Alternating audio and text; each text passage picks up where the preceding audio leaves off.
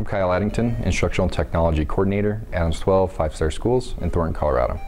The Inquiry Quest project began in Adams 12 5-Star Schools in 2008.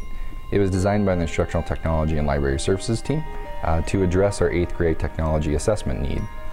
When the project was created, it was created in mind of one being obviously an inquiry-based project, and also a project that can be done in any content area. It's not specific to math or science or social studies. It's really designed to be something that can be implemented anywhere. Each 8th grader in each school, each year, takes this assessment, and we're very proud of where it's gone so far. The first step in the Inquiry Quest project is questioning. Students need to come up with a question for study that cannot be answered by yes or a no. This process takes some time. Teachers need to be able to be there to coach their students about good questioning, and it needs to be a question that can sustain itself throughout the entire project. The questions and topics that they pick and choose are big topics. That could be something that's very personal for the students. They require the students to do some deep thinking just to come up with a question to study. From a district perspective, what we really hope students are able to get out of this project is a sense that they are able to tackle very large questions and maybe not come up with a perfect answer, but at least be able to address topics and areas of interest that are important to them. Next, students need to go about the business of collecting and evaluating information. They'll come up with a list of sub-questions. These are more questions based on factual nature. We kind of think of these as their research questions. Questions that they are going to then go out and actually research through a variety of sources. It could be books, it could be the internet, it could be videos, it could be primary sources, or even people.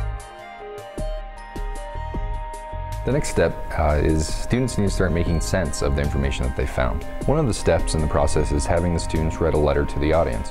It forces them to sit down and really think about what they're trying to share, about what they're trying to say, and why it's important.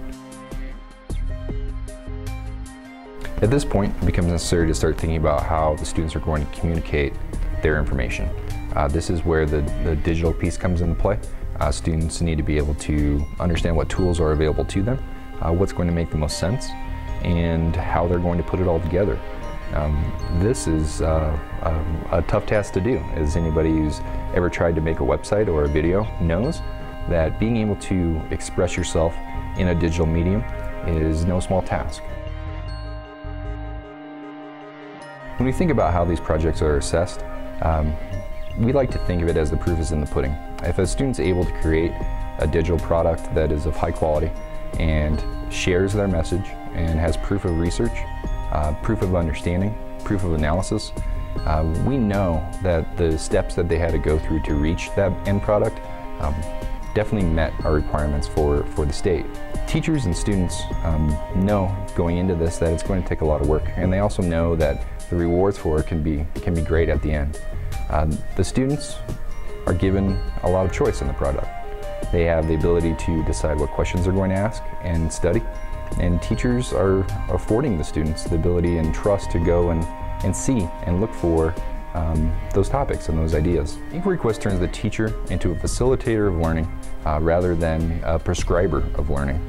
And in this model, we're really asking students and teachers to go on a journey together. This is a good deal of freedom for the kids, and in the end, it's actually a good deal of freedom for the teachers, giving them an opportunity to work with students, not work at students. Once the digital products have been created, students then will begin thinking about how they can actually present their presentation live. These presentations are given in front of an audience. The ability to stand and speak in front of an audience also needs to be taught. Once the digital products are complete and the presentations are done, we also ask students to take a step back and to kind of reflect on what they have done through the entire Inquiry Quest process. This really allows them the chance to, in a way, celebrate their accomplishment. When students are done with the Inquiry Quest, they leave with the knowledge that they can make good questions, they can produce high-quality digital products, they can research information, they can analyze that information, they can communicate to a larger audience than just their teacher, and they leave knowing that their voice matters in the world. These are all hugely important skills in the 21st century and something that all of us as educators should be excited to provide. Inquiry Quest really provides the structure and framework for students to build skills that are going to be necessary in the 21st century.